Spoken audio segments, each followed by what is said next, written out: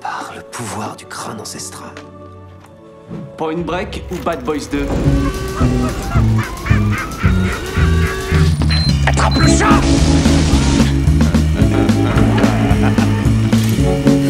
Et cette fois, John Wayne ne s'éloignera pas dans le soleil couchant avec Grace Kelly. C'est Gary Cooper, connard.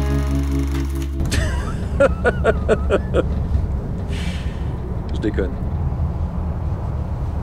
Mesdames et messieurs, bonsoir, bonjour, bienvenue dans ce nouvel épisode de Film Importé. Je suis Alexandre et je serai votre hôte comme d'habitude avec Arnaud. Salut Arnaud. Salut Alex. Aujourd'hui, on va vous parler d'un film, d'une fresque, que dis-je, une péninsule. Nous allons vous parler du Seigneur des Anneaux, Le Retour du Roi. Un petit film méconnu. Petit film méconnu, bien sûr. Mais c'est surtout parce que, bon, alors on a un peu raté la date d'un bon mois. Mais voilà, le film a 20 ans. Le film a 20 ans, il est sorti en décembre 2003, réalisé par Peter Jackson, avec Elijah Wood, Sean Astin, Viggo Mortensen, Ian McKellen, Liv Tyler, Miranda Otto, Andy Serkis, Orlando Bloom, John Rhys Davies, Billy Boyd, Dominic Monaghan, David Wenham, Karl Urban, Bernard Hill, John Noble. Bon, enfin beaucoup. Kate Blanchett, Hugo Weaving, non mais mortel, Ian Holm évidemment. Enfin non mais qu'est-ce que tu veux? Christopher Lee quand même. Christopher Lee, oui c'est vrai. Ah, pas dans la version cinéma du coup, mais dans la version. On va parler que des versions longues. On va surtout parler de la version longue, il est vrai. Est-ce que j'ai parlé de... Oui, John Noble, du coup. John Noble. Bernard Hill, quoi. Ouais. Putain, c'est... Oh, il s'est enchaîné des petits films. Bah, il s'est enchaîné 24... attends, c'est 11 ou 12 Oscars 22 Oscars. Donc, oui, c'est 11. Donc, Titanic et... ça va. Petite carrière. Ouais, Petite carrière. Nous retrouvons Frodon et Sam qui continuent leur pèlerinage guidés par Gollum pour détruire l'anneau unique, tandis que Gandalf et les autres membres de la communauté tentent de protéger Minas Tirith qui va être attaqué par les armées de Sauron. Le bien, le mal, bataille épique, tout ça, toi-même tu sais. Les nains, les orques. Que tu pensais de ce film, Arnaud?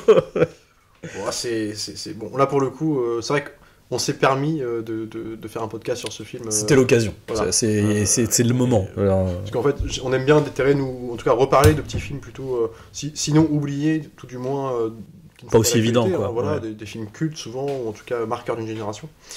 Bon, celui-ci, c'est le cas hein, quelque part. C'est un classique, un très grand classique qui vient couronner. En fait, c'est vraiment. Genre la fin d'une saga, la fin d'un mythe quoi, d'une époque aussi, parce que c'était vraiment des conditions de tournage aussi, on en parlait longuement, mais voilà, que tu ne pourrais plus reproduire aujourd'hui. Non. Et c'est le couronnement d'une saga, donc 11 Oscars, hein, tu le dis, en fait, il a pris 11 Oscars, mais pour toute la saga, quelque part, c'est vraiment un travail, en vrai, oui. Même si le premier en avait eu quelques-uns aussi, et le deuxième, moins, peut-être plus des Golden... Ouais, c'est le 3 qui a vraiment tout raflé. Globes, j'arrive plus à le dire. On est sur l'épilogue, la conclusion d'un truc qui a duré... déjà un tournage qui s'est fait sur... vraiment, alors là, quand je parle de conditions de tournage aussi uniques... Un an de tournage... Un an de tournage, plus dirigé... Plus, ouais. Alors ça, c'est un truc qui ne se fait... Enfin, qui s'est jamais fait. Je crois que pour un budget donc de 100 millions par film... Ouais. Voilà, donc, ouais, c'est ça.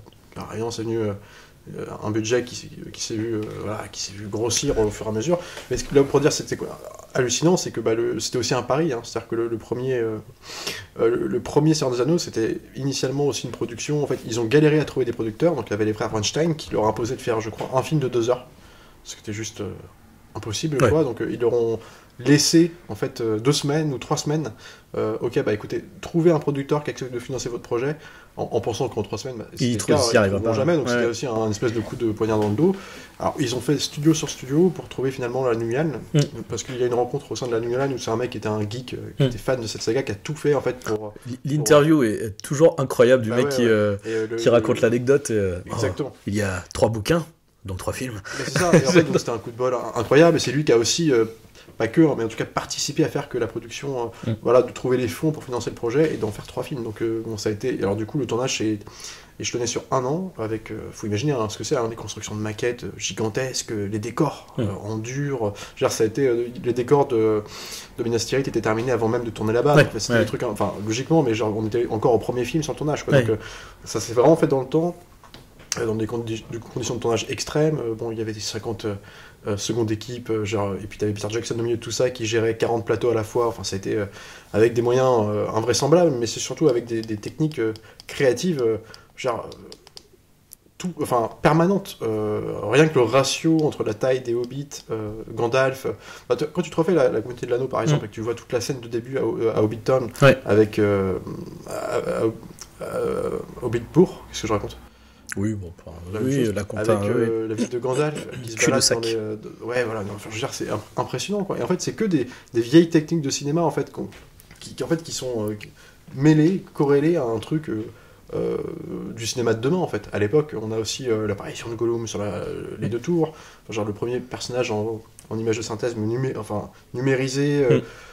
Enfin, je veux dire, c'était impressionnant. Et puis moi, le 3, ce que je trouve, alors, c'est que le 3, du coup, est sorti en 2003, donc les films sortaient à un an d'intervalle, donc tu vois, pendant la période d'hiver, donc vers Noël. Et le troisième a bénéficié en fait du succès des deux premiers. C'est-à-dire que le troisième, du coup, là, on était sur quelque chose d'acquis.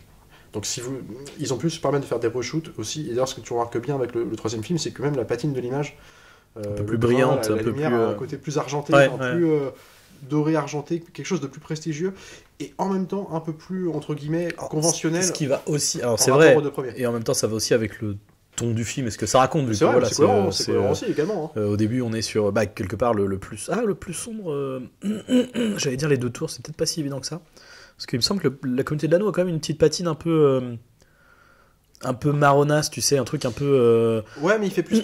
Vraiment péloche. Oui, par contre, il y a vraiment un truc pris sur le vif. Que le troisième, il y a un côté plus prestigieux aussi. On est aussi dans un espèce de truc opératique, dans quelque chose de très...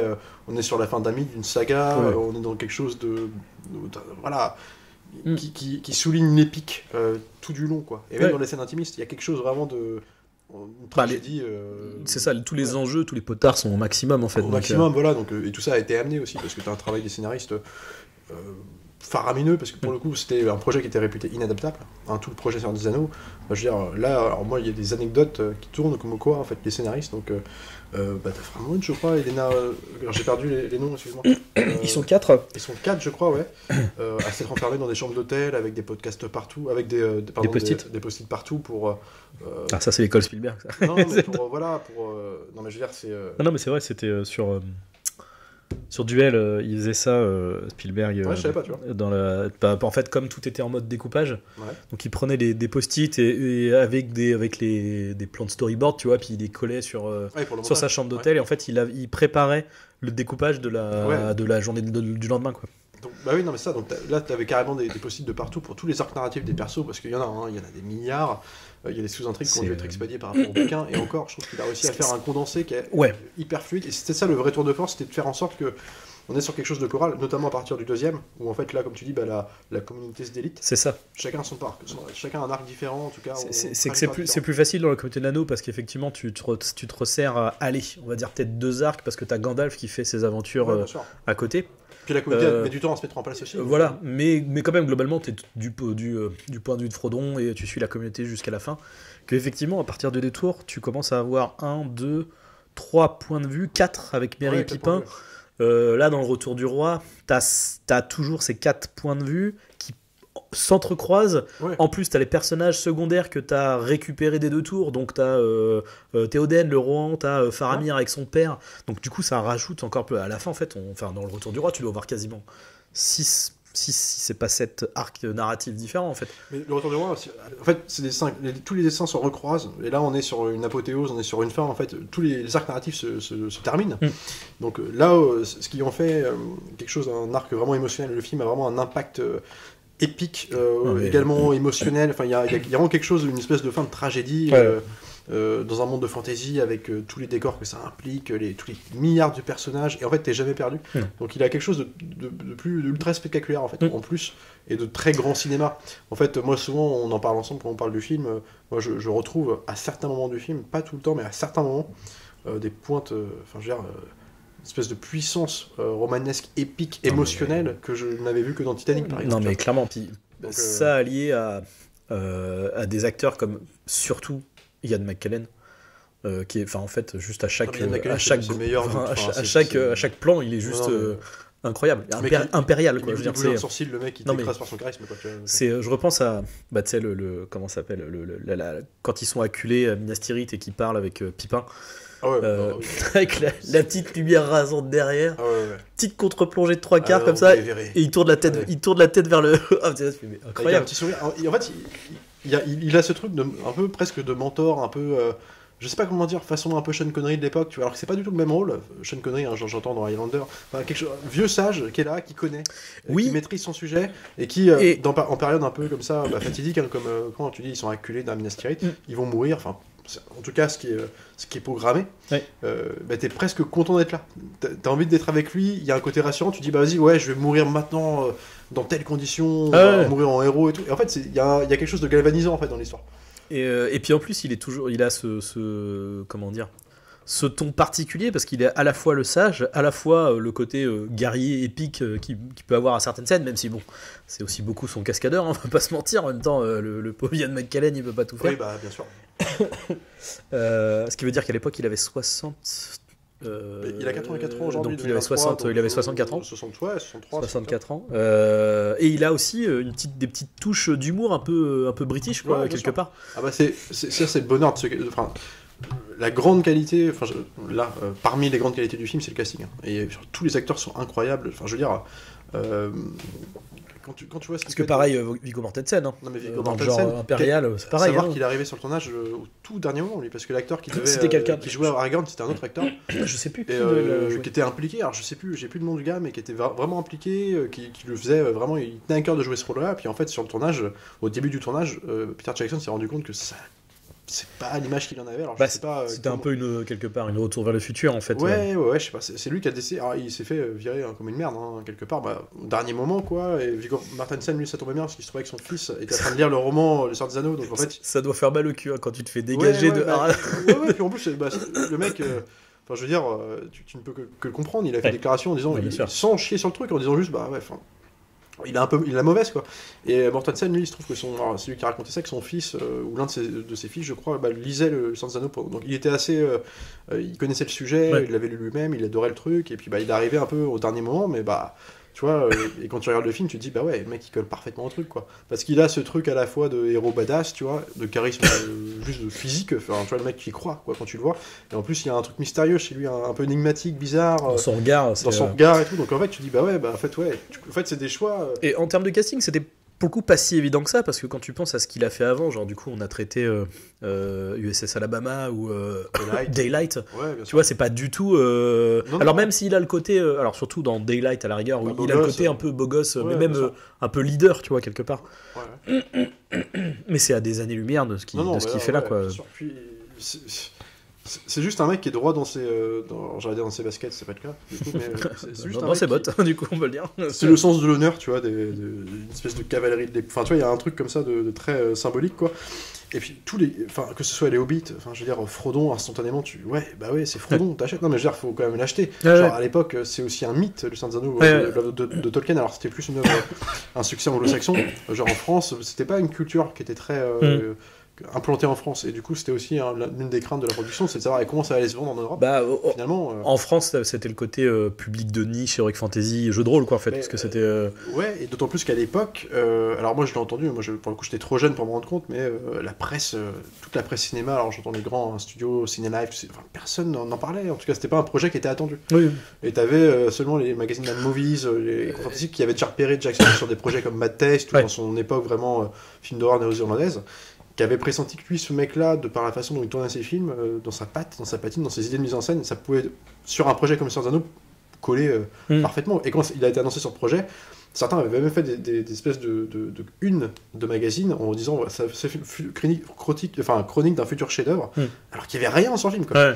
C'était l'époque où tu avais une pauvre comment elle s'appelle, alors, la première image du tournage, c'était une chèvre, je C'est ce que crois, tu disais, ouais. qui était évidemment sur le lieu de tournage, quoi, Ouais, dans un champ, et qui avait c'était été une prise en photo. photo, mais qui n'était pas dans un plan du film. Oui, oui, Donc, c'était juste, elle était là, et quoi. juste, Ouais. c'était commenté comme étant la chèvre la plus chanceuse du monde. Je crois que c'était un truc, ou une vache, ou un truc comme ça, tu vois.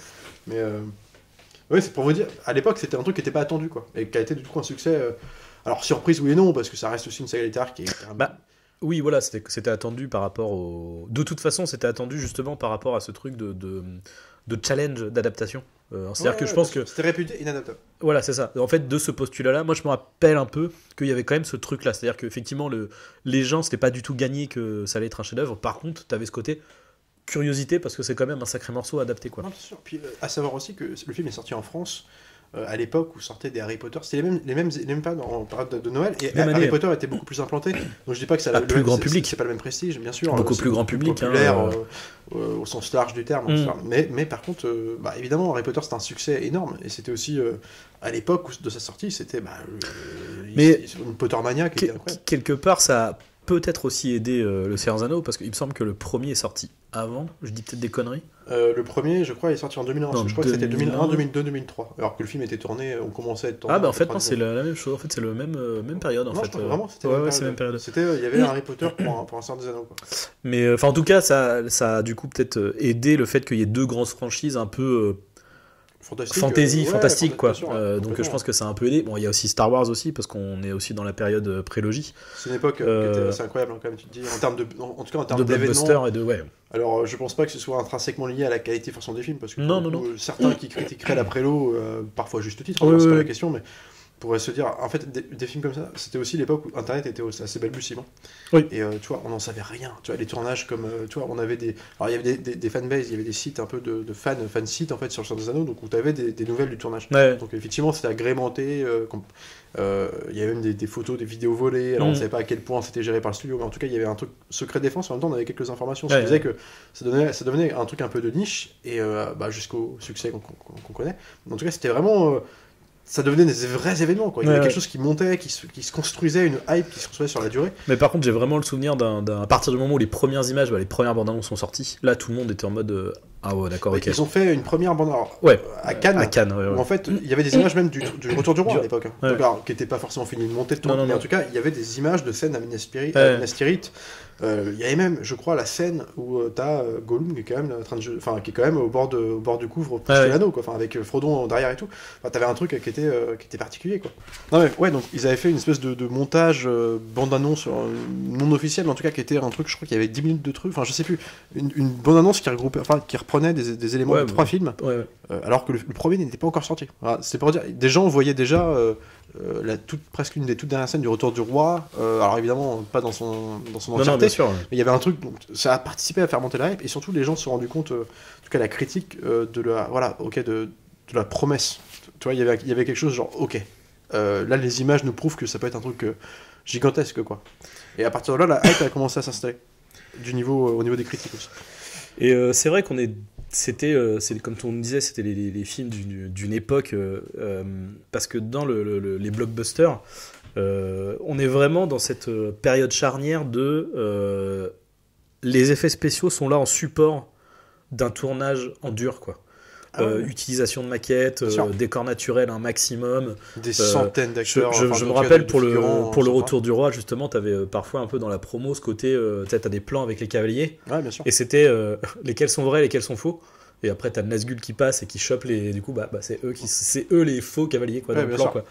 Et enfin t'avais vraiment ce truc là, et ce qui fait que encore aujourd'hui en fait c'est des films qui n'ont pas mal vieilli. Alors il y a certains effets, surtout je pense peut-être la Communauté de l'Anneau, c'est peut-être là où ça a le plus vieilli. T'as je pense à la Moria notamment, où t'as des plans où tu sens quand même le côté, je sais pas comment dire. Moi, le seul truc que je trouve qui a vraiment vieilli, c'est genre les trolls. Tu sais, genre par exemple dans la Moria, justement, où ils sont. Où ils sont attaqués, où t'as beaucoup de. Alors, t'as tous les orques qui remontent. Je suis pas d'accord dans le sens où. Tu prends un troll d'aujourd'hui, du Hobbit. Ah non, mais ils sont pas plus vilains. Parce quoi, qu'aujourd'hui c'est dramatique. Mais même sur le Hobbit, tu vois, qui est pas si catastrophique que ça. Quand je dis que c'est mal fait, c'est pas que c'était mal fait, mais c'est que la dichotomie entre l'effet visuel et justement les costumes, les maquillages, là tu la sentais vraiment à ce moment-là. Ce que je veux dire, c'est qu'il y a encore dans la Communauté de l'Anneau, je te dis, dans la Moria, t'as des plans qui font c'est quasiment entre guillemets du même niveau que je sais pas, Indiana Jones, tu vois, avec des matte painting, avec des trucs. Oui, bien sûr. Tu sens la fausse roche un peu lissée et tout. Ouais, non, mais c'est pas ça. C'est vraiment t'as un plan large. J'ai vraiment, c'est deux plans les plans qui m'ont marqué, où je me suis dit ouais, là effectivement, là t'as ce côté ces vieux films.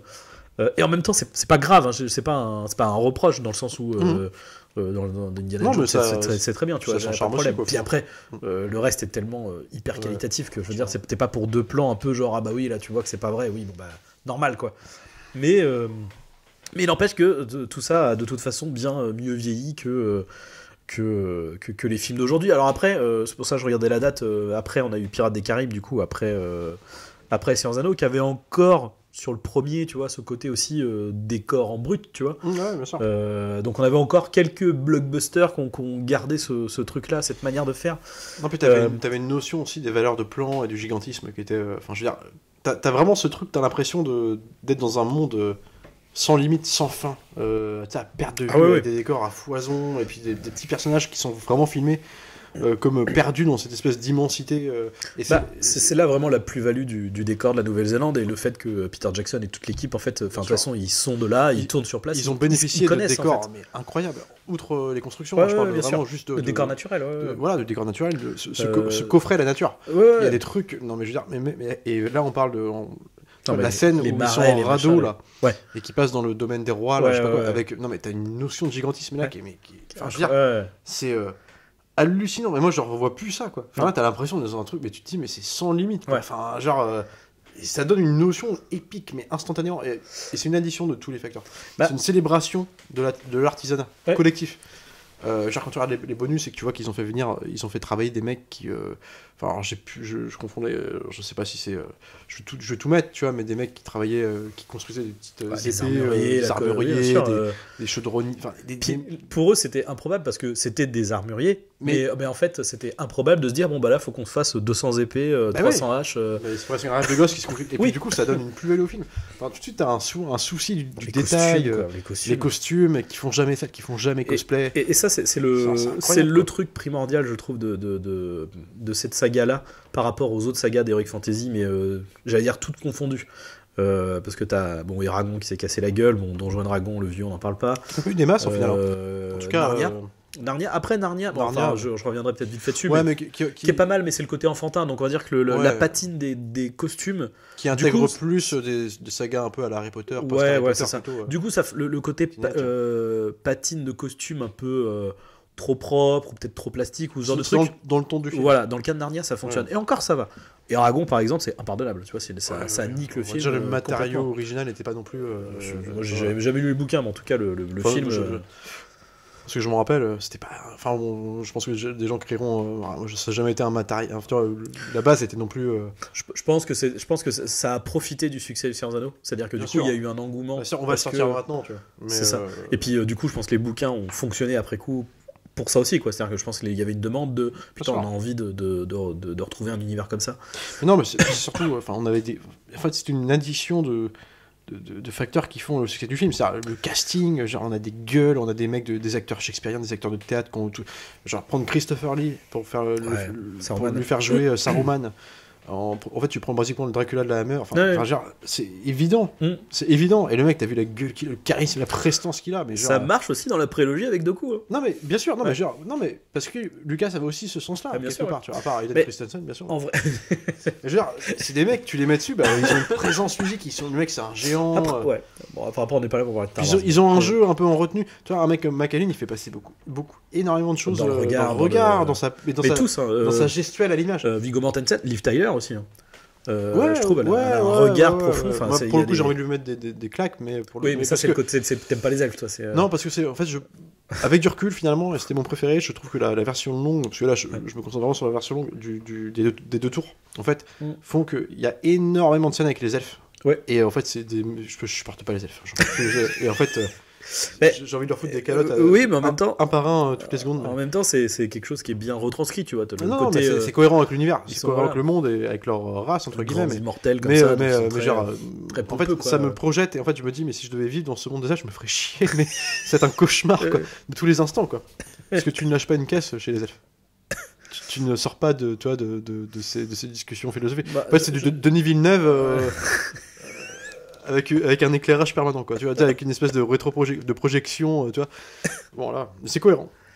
Mais par contre, oui, pour revenir justement, je trouve qu'on est vraiment, dans le cadre de Peter Jackson, on est vraiment quelque chose de très proche de George Lucas.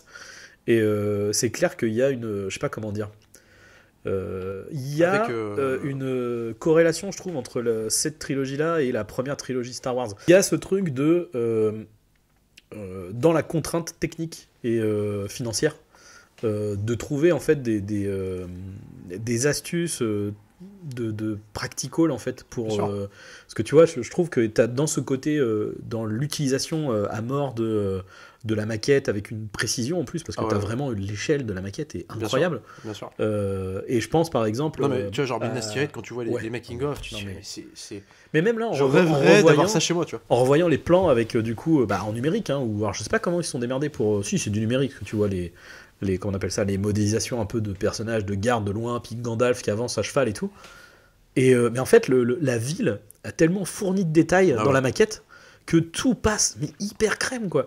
Et enfin, c'est impressionnant. Et je pense, je fais un peu mais il n'empêche que c'est entre guillemets que de la maquette toute bête, tu vois, quelque part. Ouais, bien sûr. Et tu vois, je pense à tu vois la trilogie originale où le premier Star Wars, c'est les mecs la tranchée de l'étoile noire, où c'est juste des mecs qui ont fait pareil, encore une fois, c'est une maquette sur des tables de ping-pong avec on tire à la carabine pour faire les impacts et tout, et ça marche de ouf, tu vois. En fait, quand même tu crames que c'est une maquette, en fait c'est tellement, t'as un charme fou, quoi. Parce qu'en plus, comme c'est dans une pellicule, t'as un truc de palpable, quoi, vraiment de palpable, avec une notion, un travail sur la le matière, gigantisme, tu sens le et putain, l'effet que ça procure, l'arrivée au Rohan, tu vois, encore une fois la patine, enfin tu vois, ça aide aussi à te faire croire que cet univers est persistant, quoi. Ouais, puis il est sale. C'est sale, c'est usé, c'est vieux. Oui, d'accord, ok, on est au 3e âge de la Terre du Milieu. Je comprends que Minas Tirith a vécu 300, tu vois, c'est une cité qui a 600 ans, quoi. Je peut-être plus. Tu vois, l'exode des paysans au Rohan, là, quand ils vont se cacher dans le gouffre de Helm et tout, mais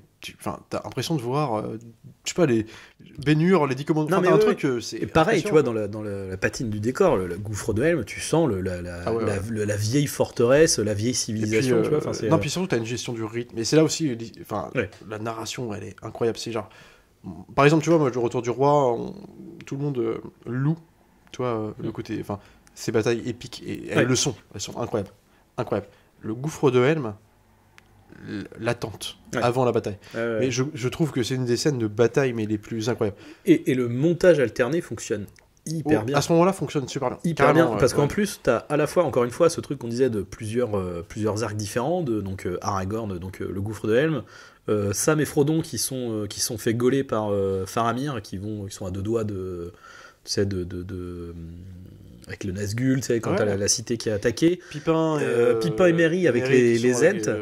Et donc t'as tous ces enjeux-là avec Saruman, et t'as tous ces enjeux-là qui vraiment avancent au fur et à mesure. Et ce qui est ouf, c'est que chaque enjeu ont leur climax, leur moment de... Même si le gouffre d'Helm, c'est celui qui prend la plus grande partie, parce que t'as plus de personnages concernés.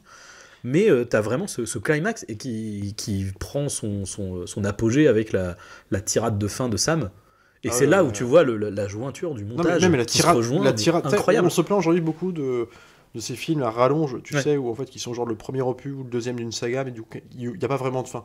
Un exemple parlant, je prends Across the Spider-Verse, tu vois, le truc où en fait à la fin ça se termine sur le sauvetage du père de façon un peu abrupte, tu vois, après 3 heures de film où ça n'a pas avancé. Après c'est là.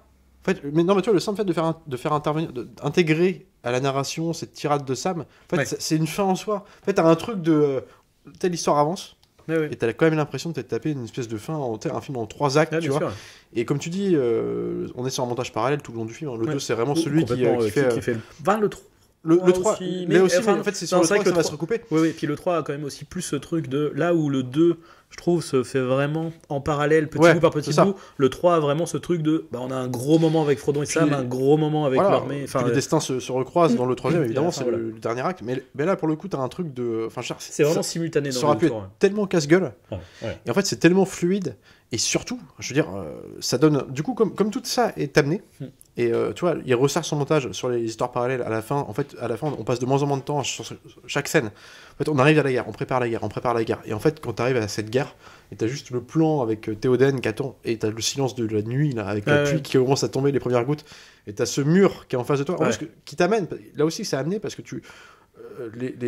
on va dire l'armée de Saruman est en marche depuis, depuis basiquement presque le début du film, quoi. Ouais. Et en fait, donc tu sens ce mur arriver, c'est comme un nuage qui flotte au-dessus du gouffre de Helm et tout ça. Et en fait, là, tu le vois physiquement, mais ils sont encore trop loin. Et t'as encore une demi-heure de film avant qu'ils arrivent. Et en fait, t'as une espèce d'ampleur dramatique. Puis du coup, ça marche à mort, où ils sont tous là, acculés, et puis t'as justement les héros qui sont en mode, mais en fait, c'était pas une bonne idée de venir ici. Mais bien sûr. Non, mais tout le monde qui en a plus ou moins conscience, mais même le roi, mais qui est en mode, mais en fait, mais qu'est-ce que vous voulez que je fasse d'autre en fait, c'est presque une mission de suicide, en fait. C'est genre, ils y vont, on protège parce qu'il faut le protéger pour l'honneur, mais en fait, on va mourir. Simplement, on va essayer de tenir le plus longtemps possible. Et en fait, il n'y a pas de solution. Tu vois. Et puis, là aussi, on parlait de Gandalf et tout, mais il te le. Comment dire, il te le sublime en permanence, et puis surtout il te l'iconise tout le temps. C'est-à-dire que, tout le temps, il te l'amène, mais je veux dire, la scène de fin, où en fait, sur 1 heure avant dans le film, t'as juste Gandalf qui vérifier à l'aube, regarder. Et t'y repenses plus, tu vois, 1 heure après, tu fais ah putain le bâtard. Là, t'arrives et t'as la scène, non mais genre, c'est hallucinant. Et tu vois, là, c'est incroyable. Et là, c'est des moments de cinéma que t'as plus aujourd'hui, quoi. Alors, qui répétera dans Le Retour du Roi, justement, puisque moi, je trouve que. Les Chants de Pélénor. Même si c'est pas celui que je préfère. Finalement, je crois que mon préféré, c'est le premier. C'est la Continuité de l'Anneau, parce que t'as ce côté lyrique d'aventure, tu sais, où on suit une troupe de personnages ensemble. En fait, t'as cette facilité dans la narration qui fait que ça donne une espèce d'ampleur. Bien sûr. Plus, tu vois. Bien sûr, puis je trouve que la fin. Puis t'as un vrai souffle.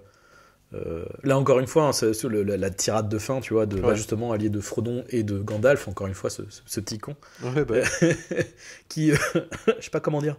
Qui lui aussi, tu vois, t'as ce truc de oui, c'est pas terminé, tu vois, mais en même temps on clôture quelque chose, puis plein plein d'espoir, tu vois, tu t'avances dans l'aventure et tout, enfin je sais pas, c'est il savait finir, c'est le premier d'une trilogie, mais le deuxième également, mais en fait ils savent, tu sais, jouer sur l'attente, sur Alors, on va dire que Le Retour du Roi, il s'est bien fait plaisir sur la fin. Après, tu peux pas, franchement, pour un film comme ça, c'est une gourmandise, mais bon, en même temps, ça fonctionne aussi. Tu prends tout son sens dans le fait que tu viens de te taper, en gros, basiquement sur les versions longues, je sais pas, 12 heures de film. En fait, c'est sur l'épilogue d'un truc, mais qui est énorme, énormissime, genre qui dépasse l'entendement, mais dans tout, enfin genre on a passé les potards surtout. Et là, ce que je veux dire, c'est que dans Le Retour du Roi, à ce défaut-là quelque part, mais qui n'en est pas un pour moi, parce que moi j'adore le film, mais je peux comprendre qu'on puisse le penser. Et d'ailleurs, ça a été dit longtemps que le Peter Jackson, à la fin, toute leur équipe, c'était acquis en fait. Donc il y avait un truc où en fait ils avaient déjà les retours. Ils commencent à prendre un peu le melon, quoi. Ils commencent à prendre le melon, le montage s'éternise parce qu'on leur autorise aussi ça. Et du coup, ça donne un truc, il n'y a plus de fin. Mais après. Et la question, en même temps, paradoxalement, tu te dis, est-ce que tu as envie que ça se termine, tu vois? Parce que moi, à la fin, j'ai envie de rester avec eux, tu vois.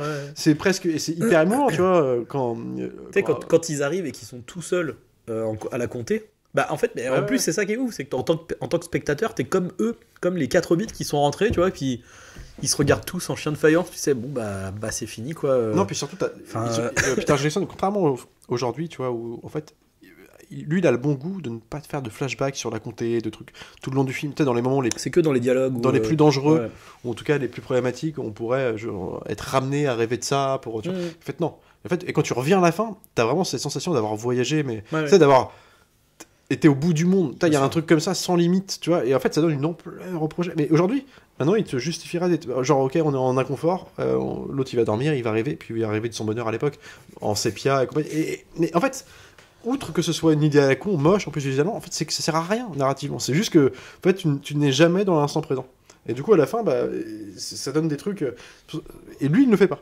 Tu vois, lui, vraiment, t'as la sensation d'avoir voyagé. Et en plus, t'as pas un endroit, un décor où t'as l'impression de voir la même scène que la précédente. Alors que t'es bien souvent quand même dans des espèces de montagnes.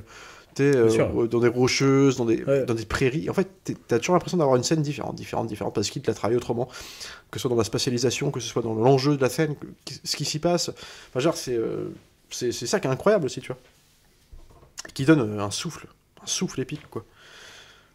La musique, enfin, genre, on pourra parler de toute l'équipe technique, mais tout est hallucinant, quoi. Enfin, je veux dire. Ouais, mais c'est vrai que la musique, il faut le nombre quand même en parler, parce que c'est vrai que c'est Howard Shore, incroyable. Enfin, en fait, là aussi, tu vois, le terme. Enfin, en fait, le terme épique n'a jamais été aussi peu galvaudé que pour ces films-là, quoi. Ah non, mais bien sûr. Et Non, mais enfin, puis même- ça fait partie encore une fois de cette dernière grande musique, tu vois, dont Ouais. tu te souviens, tu vois, dont tu te souviens du thème, dont tu te souviens de chaque truc, que ce soit la petite flûte de la comté au Mais bien thème sûr. épique de la communauté. Bien sûr. Euh, Non, mais genre, ça- quand le roi, quand les violons, Non, mais, les violons s'envolent toute pendant la scène, charge et tout, tu fais, mais c'est Le Raw, non, mais ça, incroyable. moi, c'est une de mes scènes préférées. Hein. Ça, je trouve Incroyable. que c'est la charge de Et Théoden. la elle musique, est- c'est peut-être une des en- plus belles, hein, le thème du Ouais, rang. ouais. Et, Et tu vois, la charge de Théoden, moi, elle m'a rappelé. Parce que tu vois, un film comme Titanic, qui, moi, tout autre genre, mais en fait, il y a une dimension épique, émotionnelle. Moi, à la fin de Titanic, quand je vois des plans avec des espèces de valeurs de plans gigantesques, où t'as le bateau qui est. Ouais. Le navire qui est penché là, et tout Qui est- en train de glisser, ouais. et t'as des centaines de figurants. Et en fait, avec les cœurs qui commencent à partir. Et moi, Ouais, ouais. c'est un truc. En fait, le film, c'est plus un film. Ouais. Il a une puissance, Ouais, mais genre, ouais. c'est au-dessus de tout. Enfin, tu vois, moi, je vois un espèce d'événement. Mm. Et tu vois, le film, à la fin de Titanic, moi, j'ai l'impression de voir un truc, mais gigantesque. Enfin, tu sais, c'est au-delà du cinéma. Mm. D'ailleurs, c'est pas pour rien que ces films-là, ils font des milliards. C'est que c'est au-delà. Des Tu touches milliards, à tu récupères des- un truc. Ouais, ouais. En fait, c'est d'une puissance, quoi. Et lui, le retour du roi, particulièrement sur quelques petites scènes comme ça, il te retrouve ce truc-là. Moi, Théoden, la charge de Théoden, Ouais. elle est. Putain, parce qu'en plus, elle est amenée. Tu Ouais, l'as oublié, ouais. Théoden, presque. À Oui, ce moment-là oui, du oui. film, tu y penses plus. Puis justement, ça enchaîne avec c'est juste après le petit dialogue de Gandalf en mode bah, on va crever, tu vois, mais c'est Mais pas ouais, grave. ouais, on va- ouais. Et tu Et là, l'oublies. là, t'entends le corps qui résonne et tout. Tu fais, Et tu putain. fais, et tu repenses, tu fais, ah bah ouais. Ah ouais, Ouais. il prenait là. Et en plus, là où c'est malin, c'est que la scène où enfin, on ne les voit plus pendant très longtemps dans le film, Théoden et toute la cavalerie qu'il a réussi à, entre guillemets, à embaucher hein, pour le truc, quoi. Et en fait, Il y a- c'est quoi la dernière scène où on le voit avant sa charge, justement En Théoden fait, ils sont en train de, Théoden, ils sont dans le campement. Oui, bah, quand en c'est train de dire, en bah, fait, on n'a pas assez d'hommes. On va crever. On a la même mais mauvaise va- surprise mais de on pas va y avoir aller, assez d'hommes. Mais on va y aller. On va y aller. Mais en Ouais. fait, tu te dis, c'est perdu d'avance. Et Ouais. tu les oublies. Et Ouais. tu es sur cette note un peu dramatique de dire, bon, bah, c'est une mission suicide, quoi.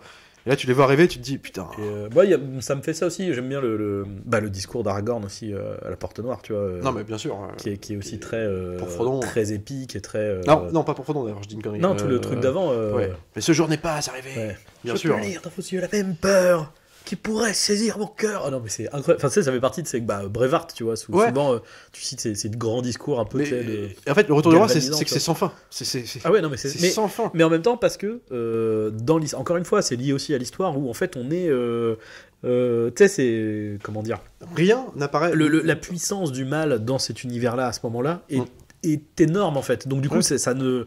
Tant que c'est pas terminé, c'est Mais pas bien sûr. terminé. Et Quoi. surtout, Donc, du rien coup, ne ça tombe dure, comme un ça cheveu dure. sur la soupe. Et non, Tout est non. amené, tout. Mais tous les arcs narratifs.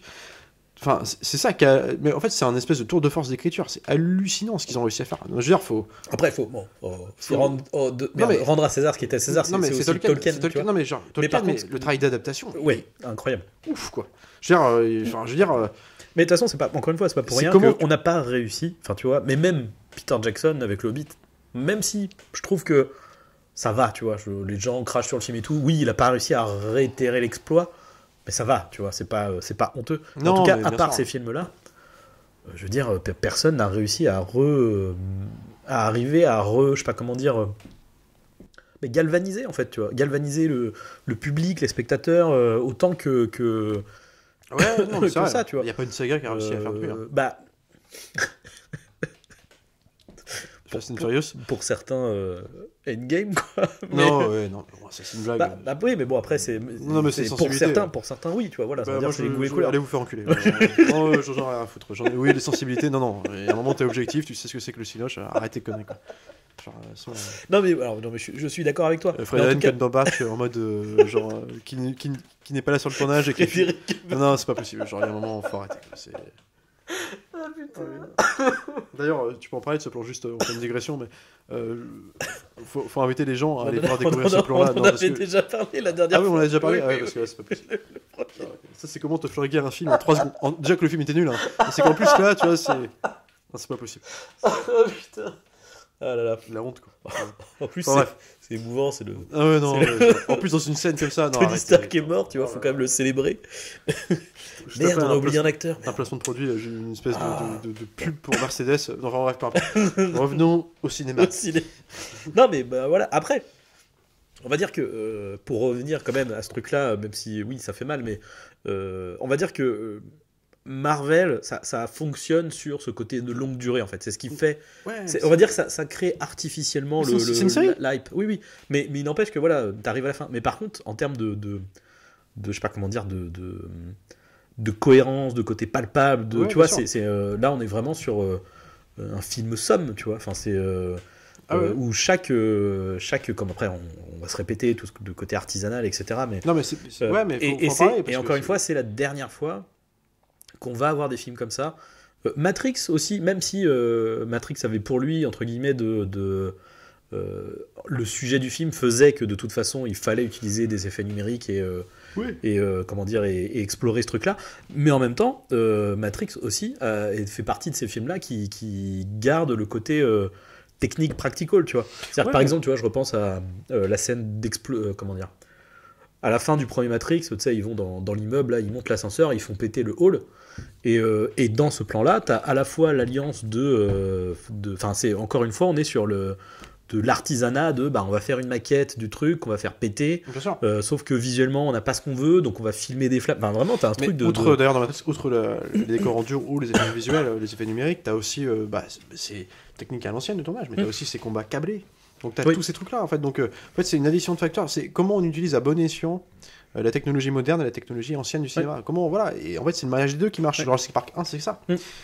Pourquoi les derniers Jurassic World sont dégueulasses ? Parce qu'aujourd'hui, on se fait plus chier. On tourne tout dans les studios de... Voilà, enfin, tu vois, en mode... Et je pense aussi que dans ce côté, justement, à la dure, tu vois le fait d'être dans la contrainte permanente, tu vois. Matrix, quelque part, mais comme Le Seigneur des Anneaux, c'est des films qui ne font pas leur budget, en fait.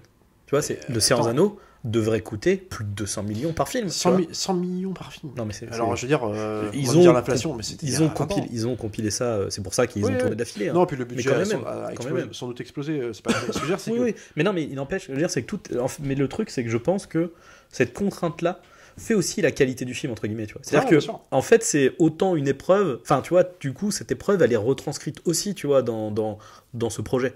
C'est pas pour rien que la communauté, tu sens tu vois, c'est con, mais toutes les scènes où ils se retrouvent à chaque fois, entre les acteurs, tu sens la cohésion, mais des trucs les plus anodins, tu vois, de Merry et Pipin qui sont en train de fanfaronner, tu sais, Isengard et les autres qui se voient et tout, et t'as juste un plan de Viggo Mortensen qui pète le smile, tu sais, en voyant les deux hobbits et tout, et enfin, mais parce que la complicité, la complicité, voilà, parce que les mecs, ça fait 1 an qu'ils sont là, et surtout parce que aussi Jackson crée les conditions de tournage aussi adéquates. Au niveau du casting, ça a été un des trucs primordiaux. D'ailleurs, je crois qu'il l'avait dit, c'était en gros, en fait, on va passer tous 1 an ensemble.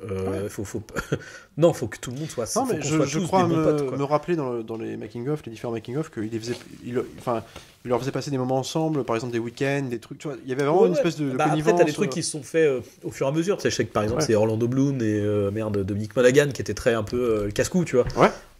Donc ils faisaient, qu'on appelle ça, les sauts en parachute, les machins. Puis c'est vrai que dans les bonus, on voit bien ça, où les mecs sont tous en bar, dans les bars. Non, puis ils sont tous là en train de déconner, enfin, tu vois, c'est con à dire, mais. Tu le ressens, enfin, c'est pas innocent, quoi. T'as une cohésion, t'as une espèce de complicité palpable entre tout le monde. La rencontre, puis t'as des moments de cinoche qui sont aussi incroyables. La rencontre enfin, toutes les scènes, moi, dans la communauté de l'anneau, c'est aussi pour ça que je préfère celui-ci malgré tout. C'est que quand Gandalf va voir Saruman pour le prévenir que le danger, qu'il y a une menace sous-jacente et que ça va péter, quoi, que l'anneau est là, il l'a retrouvé. T'as ce jeu entre les deux, l'autre qui commence déjà à être un peu bizarre, non, c'est pas trop, et puis Gandalf qui le soupçonne, et puis c'est un combat des chefs, quoi. Quand tu vois les deux, c'est des monstres secs, et là, c'est des scènes, mais qui sont incroyables, tu vois. Puis là, c'est vraiment des charismes contre charisme. Mais non, mais... Christopher, est-ce que tu peux froncer les sourcils ? Ok, c'est bon. Yann, est-ce que tu peux... Oui, c'est bien. Tout le monde, la communauté, t'y croit tout de suite à leur équipe, là. Cette espèce de chose, t'as un truc de tout de suite, t'achètes les persos, mais des fois ils sont dessinés en 3 coups de crayon, mais tout de suite, le nain, Gimli, le mec, il a pas besoin, en 2 coups de crayon, il est dessiné. Alors après, t'en sauras plus sur son background quand ils arrivent dans la Moria avec la cité des mais c'est pas... Ça n'engage à rien, le personnage est déjà fait, quoi. Et un dont on n'a pas parlé pour le retour du roi, qui est quand même, c'est John Noble aussi, Denethor. Ah bah ouais, incroyable. Il est complètement habité là. Et Le mec, mais il est complètement... Tu le détestes quand tu ouais. le vois. Le mec, il est incroyable. Une sombre merde. Ah non, mais il a tous les torts du monde, tu vois. Mais le mec, il est. Putain, tu t'en rappelles instantanément. Le mec, tu t'en rappelles. Moi, ça faisait. Alors, on le revoit beaucoup maintenant ce film, parce que bon. Puis on se rend compte d'autant plus avec les années de l'impact que ça a eu sur nous, mais. Fut un temps, je regardais pas, j'avais pas depuis très longtemps, et en fait, ce mec-là, je me rappelais toutes les scènes, mais je me rappelais de toutes. Sa position dans le cadre, comment il gère son timing et tout. Mais tout avec l'autre, quand il lui demande de chanter, et que tu le vois. Et quand il voit. Je sais pas comment dire, assez quand il voit Boromir en fantôme, en Sylvada, la façon dont il le joue et tout. Non, mais c'est incroyable. Mais en fait. Toute la galerie de personnes qui croient instantanément. J'adore aussi c'est aussi pour ça que je préfère la version longue, et c'est que pour moi c'est impardonnable dans la version courte d'avoir. Faramir a vraiment dans les versions longues, c'est lui le grand. Dans les deux tours, Faramir il est implanté et on le connaît, on sait exactement. Alors peut-être un peu trop parce que du coup ça revient très souvent en fait avec des conflits avec son père. Ouais, en même temps c'est important pour la fin. C'est important pour la fin. Et d'ailleurs je trouve que justement dans les versions cinéma ça pose problème. Il y a ce qu'il faut. Tu le comprends, mais c'est vachement. Ça manque un peu quand même. Ouais. Par exemple, je trouve que dans les versions cinéma, entre guillemets, tu vas très vite pas mal détester Faramir. Tu vois ce que je veux dire. Alors que même si, bon voilà, avec le retour du roi, avec la relation qu'il y a avec son père, ça explique ça. Mais dans les deux tours, tout est déjà beaucoup plus subtil. T'as les échanges avec son frère, etc. Ça donne vraiment de la profondeur au personnage. Il dégage une espèce de sensibilité, il a un physique il est un peu plus fluet. Boromir, c'est vraiment la virilité incarnée. Tu comprends vraiment cette dichotomie entre le fils sage et l'autre fils guerrier, tu vois. Ouais, bien sûr. Et d'où toi tu ressembles à ton père et toi... Le fils sage qui est guidé par l'honneur et qui est par le désir de faire respecter l'ordre et compagnie, et l'autre Boromir qui est le héros dans l'action, mais qui a aussi cette part il peut céder à la tentation.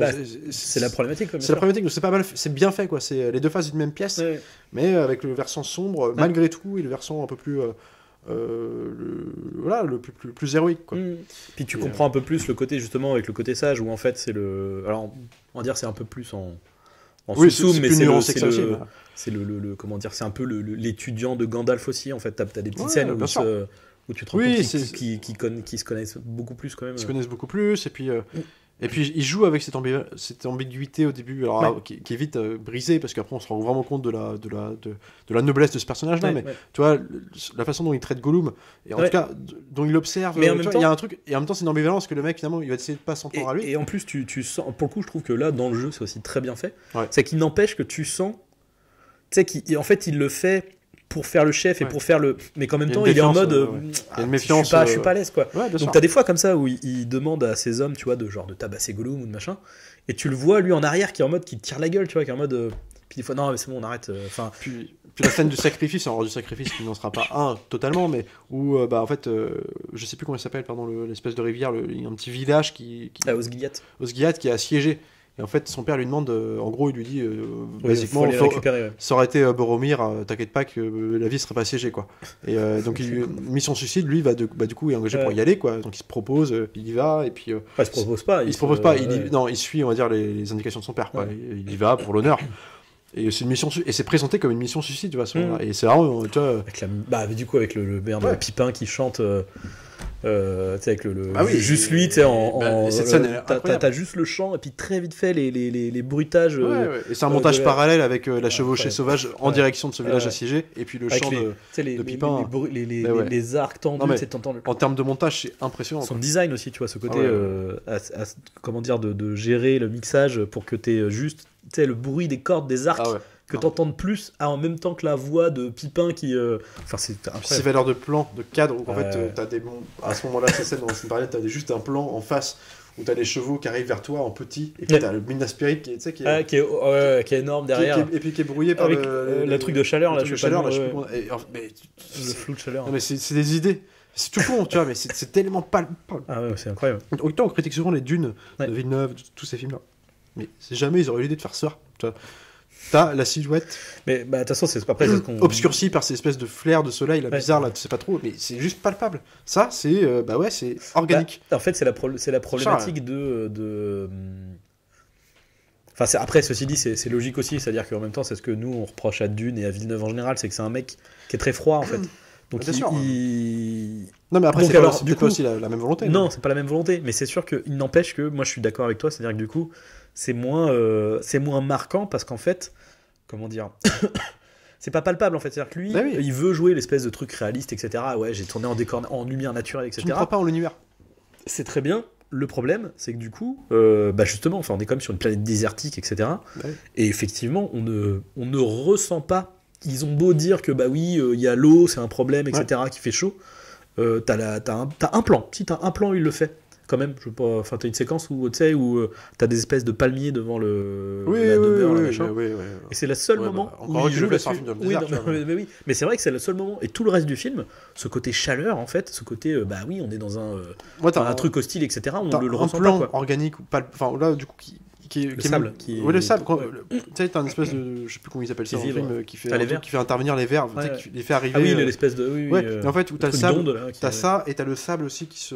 Tu sais, qui s'affaisse, ouais. qui s'affaisse parce que. Bah, qui est c'est un indicateur pour dire que le ver arrive. Et Ouais. là, en fait, c'est organique. Ouais. Ça met en jeu des éléments du décor, du cadre, de la planète Mhm. aride, là, pour faire intervenir quelque chose qui sort de cette terre-là. Ouais, Tu vois. ouais, Il y a vraiment un truc là, tu fais, ouais, c'est ça, puis ça donne un sentiment de grandeur, Ouais. de gigantisme. Et là, c'est hyper intéressant. Mhm. Et c'est des toutes petites idées, c'est pas compliqué, tu vois. Mais t'as. Bah, il y en a deux. Il y en a deux. Il y en a deux. Voilà, Là, dans Sans Zone, c'est tout le temps. ouais. Mais c'est impressionnant. Enfin, C'est- tu vois. c'est- Et moi. Et du coup, C'est con, mais tu sais, je pense aussi, même si c'est aussi d'une certaine manière fait pour rabaisser peut-être la violence d'une certaine manière, tu sais, le sang des orques est toujours très sombre, ouais, noir non, et tout. ouais, mais c'est Mais il cohérent n'empêche avec, que peut-être t'as toujours des traînées de sang du coup partout. Tu sais, t'as Ouais. Gandalf qui a l'épée qui est imprégnée de sang, ça fait presque de l'encre et tout, mais en même temps, Non, ça. mais surtout, t'as une vision de. Encore une fois, c'est palpable, quoi. Je sais pas, de cauchemar. Il y a des Ouais. plans. Puis en plus, si tes films. Alors, c'est marrant parce que. Les alors, maquillages, hein, putain. Bah, de toute façon, Je vais voilà. faire un affront absolu, mais c'est pas pour dénigrer le travail de Jackson. Au contraire, non, mais c'est la façon dont il filme certains orques, que des fois, dans Oui. ses effets de style, on dirait Jean-Marie Poiret qui filme Jacouille, quoi. Non, mais oui, mais Non, oui, mais en c'est même genre, temps, c'est oui, des bah, en espèces de plus, cordes focales. Mais ouais, mais Et c'est trop bien. t'as T'as, les gueules, enfin tu vois, ça met à Ouais. mort en valeur le Ouais. travail des maquilleurs Bien et sûr. tout, quoi. Et t'as un truc de dégueulasse, même dans leur dialogue. Tu reconnais la patte de Bad Taste, enfin, de l'ancien mec qui avait fait les Bad Taste et tous ces films-là, mais tu sais, je vais te découper, faire Oui, des trous de verre dans ton ventre. Enfin, Ouais. juste des idées de phrases qui sont dégueulasses. Et qui sont en même temps hyper palpables. Tu te dis, ouais, ils peuvent exister. Enfin, tu Ouais. crois à ces gens, tu crois à tout ça, quoi. Et et puis surtout, t'as un truc, t'as cette notion de voyage, de vrai. En fait, t'as une vraie notion de voyage, c'est-à-dire que t'as l'impression qu'ils avancent. Ouais. T'as l'impression que tu te projettes dans ce monde, t'arrives à presque à t'imaginer où sont situés, Et- tu vois. Pour faire un petit, une petite crotte de nez à la série de Amazon Prime, pour ça, il a pas besoin de faire des plans de transition sur la map constamment. Limite, si tu t'y intéresses, au bout d'un moment, tu t'oublies. En fait, mais c'est juste que. Et t'arrives même à repérer quelque part où et quoi par rapport. Bah oui. T'as vu qu'une seule fois la carte, Ouais. et t'arrives à la fin du Retour du Roi, tu fais oui, effectivement. Bah, d'ailleurs, en fait, c'est ça. Tu dois avoir un plan. Premier plan de la carte, c'est dans la communauté de l'anneau. T'as un plan de carte, genre, mais c'est en Soum Soum, où c'est Faramir qui regarde un truc en mode genre, ouais, là, il y a Théoden, il y a machin, ils en Non, dirent mais et il tout. s'y réfère plus Et, jamais, effectivement. et après, c'est à la fin. Mais ouais. À la toute fin, quoi. Et à la toute fin, tu fais, ah bah oui, d'accord, effectivement, ils ont fait la Moria, machin. Ouais, très bien, je vois où c'est, quoi. Non, Enfin, puis t'as toute l'ambivalence, ce jeu de dualité avec Gollum, enfin, on va pas en reparler encore, mais enfin. ceci dit, Andy Serkis, c'est peut-être parfois aussi peut-être un peu, entre guillemets, un oublié du casting, dans le sens où. Ouais, quelque part. Enfin, en tout cas, plus vis-à-vis de la profession, quoi. La grande C'est-à-dire prouesse, que- c'était la première performance capture vraiment Ouais. sur un personnage Mais sur la durée. quelque tu part, vois. ça a desservi Andy Serkis, dans le sens où, du coup, il a pas été Non, bien reconnu, sûr. je trouve, quand même, à sa Bien juste sûr. valeur vis-à-vis de ça. Bien sûr. Parce que, tu vois, entre. Ah non, mais c'est un travail titanesque. Enfin, Gollum, King Kong et même César dans la planète des singes. Il y a un truc, je pense que les gens, enfin, encore une fois, c'est plus les professionnels, parce que je pense beaucoup aux récompenses, ce genre de trucs, n'ont pas Oublie compris. l'acteur qu'il y a derrière. Non, mais c'est ça, quoi. Enfin, c'est-à-dire que la gestuelle, Elle est la incroyable. gestuelle. Et ceci dit, c'est un truc que tu vois même dans ces films entre guillemets plus conventionnels. Justement, dans King Kong, quand King il joue le Kong, cuistot, tu sais, on parle souvent de ce truc-là, de la présence physique des acteurs. Enfin, Andy Serkis, c'est un mec. Ouais. Et qui jouait aussi Haddock, enfin, je crois. Eh ben oui, et Dans du un coup, temps, justement, tu vois, dans King Kong, Il a un moi, côté je dis souvent, Haddock. il a un côté Haddock, Ouais, quoi. bien sûr. Et quand tu le retrouves dans Tintin, en mode, eh ben, tu retrouves ça. Et paradoxalement, tu vois, quand il va faire Alfred dans The Batman, et bah il a une autre stature, un autre positionnement, un peu plus. Dans le et, ton, non mais bien sûr. Mais ce que je veux dire, c'est que. Ouais, puis je sais pas, c'est un bonheur de casting, quoi. Enfin, genre, c'est des monstres, mais tous, mais c'est. Putain, c'est. Et c'est impressionnant. Non, les acteurs sont incroyables. Comment tu peux faire un casting comme ça, quoi. Non, mais genre, Bernard Hill. Genre, Théoden, il est mortel. Puis moi, j'adore le fait qu'il soit. Brad Dourif, évidemment, mais surtout, tu vois, Bernard Hill, ce que j'aime beaucoup avec lui, c'est qu'il. En fait, il souffre. Il souffre, tu vois, et d'ailleurs, le dialogue dans la version, c'est pour ça que c'est impardonnable d'avoir compris Saruman. Ah non, à la fin de. Vous êtes le piètre. Oui. Vous êtes le piètre, enfin tu vois, je sais plus ce qu'il raconte d'ailleurs, d'une prestigieuse lignée, descendant d'une prestigieuse lignée, tu vois. C'est la bataille du la victoire du Gouffredel, mais pas la vôtre. Le piètre représentant d'une piètre. Non mais voilà. Un truc comme ça. Et en fait, avant même qu'il le dise, tu sens ça. Il n'arrête pas de poser des questions dans les deux tours. Qui je suis, tu sais, il pose. En fait, tout est amené, en fait, t'as pas besoin, tu les comprends. Par rapport, en plus, c'est le dernier parce que il a plus de lignée, quoi. Ouais, puis il a une gueule, un charisme de roi, quoi. Enfin, tu vois, le mec, c'est le roi. La scène de son réveil, où Gandalf vient de délivrer de la malédiction, parce qu'en fait, en gros, Saruman le possède, en fait, simplement. C'est une espèce de. Voilà. Il ressemble plus à rien, et t'as Gandalf qui vient de libérer. Mais la gestion, alors là, la musique, il lui donne l'épée. Genre. C'est l'épique, quoi, à ce moment-là, genre t'as tout, et puis l'autre qui se réveille, non mais c'est hallucinant, cette scène elle est incroyable, quoi. Genre, là aussi c'est une scène qui, en termes d'épique, le réveil de Théoden... Pourtant simple, tu vois, dans ce que ça raconte, c'est pas un truc avec plein de scènes d'action ou quoi que ce soit, c'est juste, je vous chasse. Un face-à-face, un dialogue... Puis, tu sais, c'est un triptyque de dialogue entre... Que serait un roi sur son épée. Entre Ian McKellen, Bernard Hill, et puis Christopher Lee, tu vois, en mode de... Et puis t'as Brad Dourif qui est derrière, qui est en mode... Oh non, mais t'as tout le monde qui est là, tu vois. Et ça, on en rigole, mais on parlait d'espèces d'enchevêtrement de scènes incroyables, les unes après les autres, tu vois, dans le 3, le fois, je sais plus quand c'était chez toi, je me rappelle, on avait commencé à remettre ça, comme la 50e fois dans l'année, tu vois. Et puis t'arrives, on regarde la charge de Théoden, tu te dis, mais c'est incroyable, la scène, elle est incroyable. C'est vraiment le moment de bravoure du film. Là ça cut, tu passes sur notre scène, là c'est quoi, on immune, enfin tu sais, on fout au feu sur le corps de Faramir. Ah oui, avec avec la scène avec ainsi périt Denethor, fils d'Ectéon. Mais arrêtez, quoi. En fait à la fin ça devient juste trop, quoi. Juste arrêtez, quoi. C'est pas possible, quoi. C'est en fait c'est une accumulation de je sais pas, de bonheur de cinéma, quoi. Enfin genre c'est incroyable. C'est ouais, bah après, je sais pas, on pourra en parler des heures. De toute façon, tout le monde le connaît, ce film, mais c'était l'occasion de revenir, parce que ça fait quand même 20 ans. 20 ans. Non, mais c'est ça, en fait, c'est vraiment ce espèce aussi de constat, tu vois, ça fait 20 ans. Constat d'échec aussi. Constat d'échec, ouais. Mais c'est vrai qu'en fait, ce qui est terrible, c'est qu'en fait, après ce film-là, on serait en droit de se dire. En même temps, c'est compliqué parce que finalement, quelque part, ces films sont aussi des anomalies, tu vois. Bien sûr. Donc en fait, c'est pas possible de le retrouver, mais il n'empêche que. En tout cas, au moins techniquement, on serait en droit d'attendre ce niveau-là, tu vois, pour chaque blockbuster. Aujourd'hui, ça n'existe plus. Tu vois. Ce n'est plus dans la politique des tours. On peut plus tourner, on peut plus faire des choses comme ça. Maintenant, c'est la politique de la rapidité, de l'exécution. Après, il y a, en fait, c'est quand même n'empêche aussi des volontés de réalisateurs, tu vois. Ouais. C'est-à-dire que, bon, après, on va pas se mentir non plus, tu vois, Le Seigneur des Anneaux, c'était quand même un énorme projet qui a quand même fait du mal aussi à Peter Jackson, tu vois. Je veux dire, c'est pas pour rien que non, mais après, arriver au Hobbit, le mec... Tu reçois pas indemne d'un truc comme ça. Non, mais c'est ça, le mec, avant de faire le Hobbit, il se fait, qu'on appelle ça... un ulcère. Pour enchaîner la trilogie. C'est sûr qu'après, le mec, il va dire non, mais on va tourner sur fond vert. Évidemment. On va faire ça va être bien en studio, quoi. Mais après, c'est quand même des volontés de réalisateur parce que, tu vois, je pense à... Je vais revenir chez Marvel. Un film qui est pas mal détesté, que moi j'aime bien pour le coup, c'est Les Éternels. Et Chloé Zhao, pour le coup, a voulu tourner un maximum en décor naturel. Alors parfois, il y a peut-être ce côté un peu peut-être trop vide, mais il n'empêche que la plus-value, elle est là, quoi. C'est-à-dire que oui, quand tu as une scène où c'est sur une plage, sur une vraie plage, enfin moi, il y a des trucs qui sont quand même des scandales, tu vois. Moi, j'entends en fait le côté pour se faciliter. Tu vois, par exemple, un film comme Pirates des Caraïbes, le premier, c'est presque de la gourmandise ce qu'ils ont fait, tu vois. C'est-à-dire que c'est hyper compliqué de tourner sur l'eau, etc. Et t'as quand même des batailles. On avait parlé de Master and Commander pour notre premier podcast, qui est incroyable. Mais n'empêche qu'effectivement, pour des blockbusters, ce truc-là, effectivement, c'est compliqué, tu vois, j'entends. Donc, quand dans le 2 et le 3, on est un peu plus sur du fond vert, et voilà, ça se pardonne, tu vois. Surtout qu'en plus, comment on appelle ça, visuellement, les idées, tu vois, l'espèce de bataille, tu sais, dans l'espèce de typhon et tout, tu fais bon, oui. bien sûr qu'on va pas pouvoir le tourner en décor naturel, mais- tu vois. Puis ça reste aussi cohérent avec le sujet, c'est une attraction. À la C'est base, ça, donc, et voilà. Bon, c'est pas la même chose. Merde, bah, du coup, je sais plus où j'allais avec ça, moi.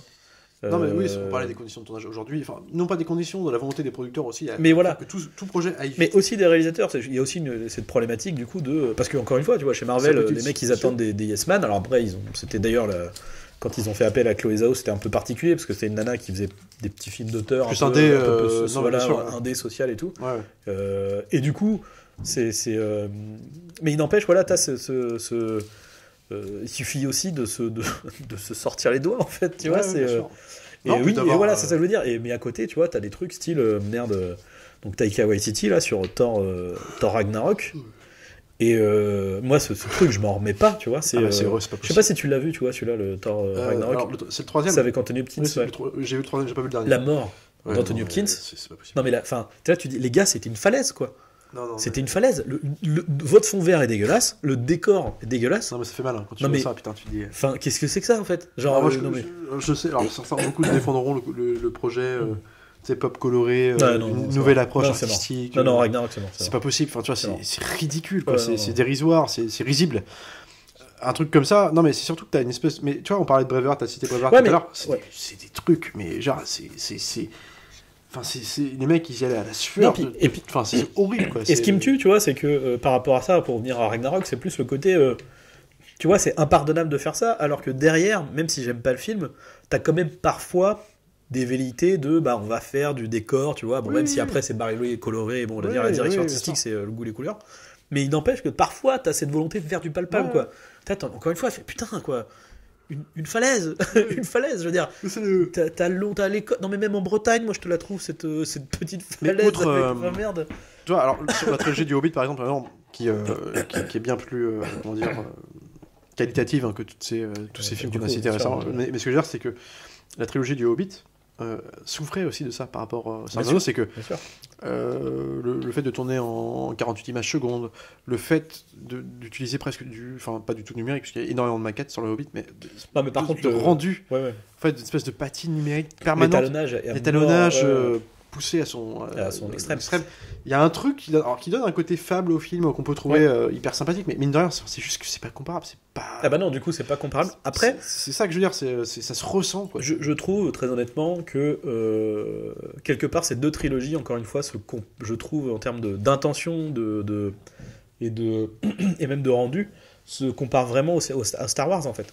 Oui, bien sûr. Mais pour le coup, c'est vrai. Pour être honnête, je pense quand même que le Hobbit est très largement supérieur à la prélogie. Ah par oui, exemple. non, mais moi aussi, clairement.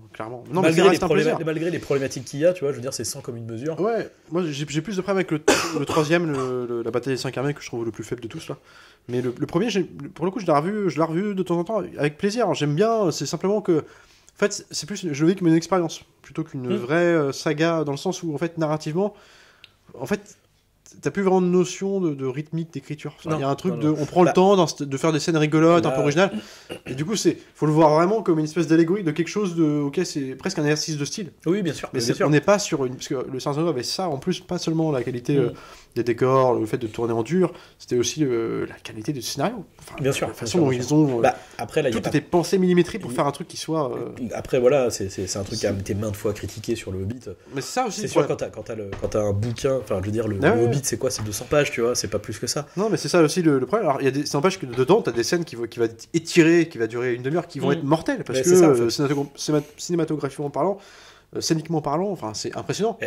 Après, c'est ça qui est quand même toujours hyper réjouissant, je trouve, dans une trilogie comme celle du Hobbit, c'est que Peter Jackson, ça reste quand même quelqu'un. Même si, effectivement, encore une fois, sur certains trucs, tu sens que l'idée, c'était de pas trop se fouler. Ouais. Ça n'empêche des petites inventivités. Alors après, effectivement, peut-être que parfois, ça vient peut-être pas trop de lui. C'est vrai qu'en revoyant une partie des bonus, t'as pas mal de trucs qui ont été tournés par Andy Serkis aussi, en réel de son équipe. Il y a plein de gens des effets spéciaux qui disaient qu'on ne le voyait jamais. Quoi. Ouais. Enfin, je pense qu'il y avait pas la même implication. Mais par contre, il y avait quand même cette volonté, tu vois, et je trouve que c'est quand même tout à son honneur, mais un peu comme la prélogie, quoi, d'aller chercher de la technologie, c'est-à-dire que oui, effectivement, l'idée c'est un peu une facilité on va essayer de refaire comme, mais on va pas faire que ça, quoi. Donc on va essayer d'aller chercher une technologie, on va essayer parce que c'est une proposition, tu vois, le côté de l'étalonnage hyper chatoyante, hyper saturé. Là, on tu vois. embrasse le conte. pour enfants. Oui, Tu oui, vois, il y a oui. vraiment un truc comme ça, Bah, malgré en fait, la dimension la puissante. problématique, c'est que le ton n'est pas tenu, en fait. Bah, C'est qu'on commence sur un truc de... Mais en même temps, de comédie musicale bizarre. c'est aussi l'approche des réseaux sociaux et du retour du public n'est plus la même. C'est-à-dire que les gens ont gueulé Ils ont sur les- le rendu visuel du Bien sûr. premier Hobbit. Ouais. Donc après, qu'est-ce qu'on a fait ? Bah, on tend à aller de plus en plus vers le Seigneur des Anneaux. Ouais, c'est ça. Parce qu'était Bon, le le Seigneur problème, des c'est qu'il Anneaux. donne une trilogie un peu bâtarde dans le sens où il y a des ruptures de ton quotidiennes. Et c'est vrai que quand tu regardes le premier, Le Voyage inattendu, a une dimension un peu presque comédie musicale par moment. Bah, c'est un vrai conte, quoi. T'as des chants, conte, des chants, la scène des des ogres dans la forêt, enfin des des trolls. ouais. La Non, scène puis dure t'as- pas, c'est une comédie. T'as en soi, le, tu t'as vois. le chant des nains, t'as même Ouais. plusieurs chants des nains, t'as Que le les 3, gobelins aussi. Ouais, bien sûr. Le 3, je me rappelle de moments, d'espèces de moments un peu anecdotiques dans le film quelque part, mais tu sais, ils sont à une porte, ils discutent par l'œil, enfin par une espèce Oui. de... T'as l'impression d'être dans le gouffre de Helm, Ouais, c'est ouais. complètement... Et t'as des moments qui marchent de ouf. Hein. mais qui sont bien, hein. Mais genre, du coup, t'es pas dans le ton du premier. Non. C'est Bah, bizarre. tu reviens au Seigneur des Anneaux. Tu vois, on est sur un film pour enfants, un espèce de film... Bah oui, parce que comme tu dis, on avait les retours... Donc faut que ça soit épique, faut que ça ouais. soit voilà. Donc d'où après tu me diras avec la bataille des 5 armées sur le principe, il y a moyen de faire quelque chose, mais Ouais. et pour le coup, moi je trouve que ce que j'aime bien dans le Hobbit, c'est qu'ils ont justement ce côté, je sais pas comment dire, technique de bataille de chaque race, tu vois. C'est-à-dire qu'on connaissait les orques, les hommes, etc. On a Legolas et Gimli, tu vois, dans les autres races. Il y a un peu plus d'elfes dans le Seigneur des Anneaux. Mais tu vois, de voir les nains se battre, leur technique et tout, pour ça, dans la bataille des 5 armées, ça marche énormément, Ouais, tu non, vois. mais c'est clair. Non, mais c'est surtout qu'on parle de ça, on parle des défauts et compagnie, mais on souligne les défauts, mais comme tu dis, il n'empêche qu'on n'a rien de plus depuis. Alors évidemment, t'as des mecs comme Cameron qui ont fait Avatar, qui construisent leur saga sur des bases mythologiques éculées, mais ils le font avec un tel talent qui font que voilà, ça devient des trucs prodigieux, quoi, si tu veux, mais t'as personne d'autre. Et mine de rien, on dit le cinéma est mort, le cinéma n'est pas mort, tu Non, parles non, de cinéma non, non. populaire. Mais ce que je veux dire, c'est que Oui, c'est ce plus, qui est c'est quand plus même par rapport au blockbuster. en fait, impressionnant, c'est de se rendre compte que puis ça va dans l'autre sens en fait, c'est que en fait les seuls mecs qui perdurent aujourd'hui, c'est des mecs, des artisans connus depuis Bien 30, 40 ans quoi. Qui font les meilleurs films blockbusters américains aujourd'hui. C'est James Cameron qui est là depuis toujours et qui vient de péter son score avec Avatar 2, c'est des Jackson, bon là, ça fait longtemps qu'on l'a pas revu sur le terrain. Mais tu vois, des Spielberg, Non, mais- quand ils font leur film indé, enfin, Ouais. tu te dis, mais c'est bordel, c'est pas normal qu'il n'y ait pas un mec qui sorte du lot aujourd'hui. Un mec dont tu te rappelles. Toi, même des mecs qui étaient prometteurs se cassent un peu la gueule. Enfin, tu vois, je pense à des Blomkamp, des mecs comme ça, où en fait, Bah, Snyder aussi, tu vois, quelque Snyder, part, a été quand même pas mal broyé par les studios, donc... Ouais, mais voilà, mais tu vois, il y a Mais pas. en fait, c'est aussi la problématique, hein, c'est que... Je parle de cinéma américain populaire, hein, tu vois. Bien sûr, non, mais bien sûr, on est toujours oui, non, mais bien sûr. Mais... George mais- Miller. Ouais. Il y a depuis combien de temps Ouais. Putain, genre, faut pas qu'il y ait un George Miller qui revienne au bout de 20 ans Ouais. pour faire un espèce de chef-d'œuvre pas possible. Non, mais tu vois, c'est pas normal, quoi. Ouais. Oui, mais parce qu'en fait, le truc, c'est que, encore une fois, cette manière de faire des films... Enfin, c'est perdu. trop... Bah oui, c'est- Puis en plus, on n'est plus dans une même logique de... comment dire... Parce que quand on y réfléchit, oui, le casting est ouf, tu vois, le Seigneur des Anneaux, Ouais. mais à l'époque... je veux dire, Elijah Wood, il avait fait Deep Impact, tu vois. Enfin, en fait, personne... Bernard Hill, oui, d'accord, il jouait dans Il a Titanic, fait Deep Impact mais et personne, The Faculty. Faculty, ouais, bien Tu sûr. vois, Bernard Hill, oui, il a joué dans Titanic, mais personne se dit, hey, je vais aller voir le Seigneur des Anneaux, il y a Bernard Hill dedans, tu vois. Non, Enfin, tu vois ce que je veux dire C'est éternel second c'était rôle, des- troisième rôle. Voilà, c'est Moi, ça. j'avais vu dans le Bounty aussi. Mais, espèce de mais ouais, mec qui a mais révolté. quand on y réfléchit, des films comme ça n'existe plus. C'est quand la dernière fois que tu as vu un blockbuster avec des têtes d'affiche Ouais, que tu connaissais pas vraiment, quoi. Je sais pas. Parce que le Seigneur des Anneaux, là, vraiment, la tête d'affiche, c'est... Même Diane McCollin, il était connu, mais c'était un acteur de théâtre Bah, ça, oui. qui avait fait quelques films. Mais je veux dire, c'était un mec qui était connu sur les planches. Ouais. C'était un acteur shakespearien. Ouais. C'était aussi le... Et aujourd'hui, alors, oui, tu vois, on va dire, après, on est quand même dans des films à la base qui sont censés être, c'est aussi la prouesse d'ailleurs sur un anneau, c'est qu'à la base, c'est censé être un film de public de niche, tu vois. Ouais, non, Et mais le truc a clairement. explosé. Clairement. Donc, effectivement, ça a du sens d'aller chercher Christopher Lee, tu vois, pour Ouais. ce genre de truc, quoi. Et alors, pour la petite Euh, histoire, Peter Jackson racontait dans les making-of, je crois, qu'en fait, il avait, quand il était gamin, il tournait avec des Super 8, des trucs comme ça, et Ouais. puis en fait, il tournait, je crois, Dracula, Ouais. avec les moyens, il était gosse, ouais. avec ses poteaux, quoi. Tu sais, il savait pas. Et puis, il avait toujours gardé les roches de ce truc-là, quoi, tu Ouais. vois, en grandissant par Nostalgie. ouais, puis une notion, voilà, conscience, tu vois. Et puis, en fait, il rêvait d'embaucher Christopher Lee, il l'a Ouais. embauché, puis en fait, sur le tournage, il le dit, j'ai envie de lui demander de. Je peux terminer mon film, de voir Christopher Lee, le Dracula de. Ouais. Et puis, je crois qu'il a accepté le truc. Et puis, genre, le mec, c'était un rêve d'enfant pour lui, d'avoir Christopher Lee sur le plateau, quoi. Okay, et puis, à l'époque, le mec, il se tapait du Star Wars, non, mais c'est ça. Et tu vois, et pour revenir à ce truc-là, regarde, par exemple, Star Wars, tu vois, et les mecs, ils sont obligés d'aller te chercher, je sais pas, dans Solo, il y a Woody Harrelson, tu vois. Enfin, tu sais, à l'époque, Star Wars, je veux dire, Harrison Ford, il est connu depuis Star Wars Indiana Jones. À l'époque, c'était pas. Et en fait, ça n'existe plus. Il n'y a plus d'acteurs comme ça qui vont être révélés dans ces. C'était American Graffiti, quoi, c'est tout. Il avait un 8e rôle dans Apocalypse Now. Ouais. C'est tout. Enfin, genre, t'imagines, c'est aussi un sacré risque. Oui, c'est ça. Et du coup, aujourd'hui, quelque part, on découvre plus beaucoup. De nouvelles têtes, quoi, tu vois, via ces trucs-là. Dans les acteurs de série, souvent. Alors qu'avant, c'était le moment, en fait. C'était la manière de certains acteurs de pouvoir briller, tu vois, et s'émanciper de ce genre de trucs aussi après, parce que l'idée, c'est de... Enfin, voilà. Bon, de toute façon, on pourrait... Il y a énormément de choses à dire, de toute façon, voilà. On va dire que tout le monde l'a vu. Mais c'est l'occasion de revenir dessus, parce que 20 ans, putain, ça n'a pas vie. Non, franchement, c'est pour se faire... Alors, pour kiffer, quand même, mais puis après, oui, pour prendre une petite claque de réalité c'est... Ouais. Alors faites comme moi, mettez-le juste des fois en fond, comme ça, juste pour l'ambiance, t'imprégner de l'ambiance. Et surtout les bonus. Ouais, ça vaut aussi bien qu'un feu de cheminée sur YouTube. Ouais. Et bien, sur ce, on se dit à la prochaine fois. Bah ouais. Pour je ne sais quel épisode, j'espère que plus rapide. Ouais. Mais tant que je ne retombe pas malade, il n'y aura pas de problème. Ouais. Petit mot, si jamais les gens sont intéressés, je me lance un peu sur Twitch et comme les 20 ans du Seigneur des Anneaux, on va se refaire les 2 tours et le retour du roi, adaptation Game Boy Advance et PS2. Voilà, donc si ça vous intéresse sur Twitch, ça sera la Taverne de Ballard, je mettrai les liens dans la description. Commentez, partagez si ça vous a plu, comme d'habitude. Et on se dit à la prochaine. Salut à tous et salut Arnaud. Salut.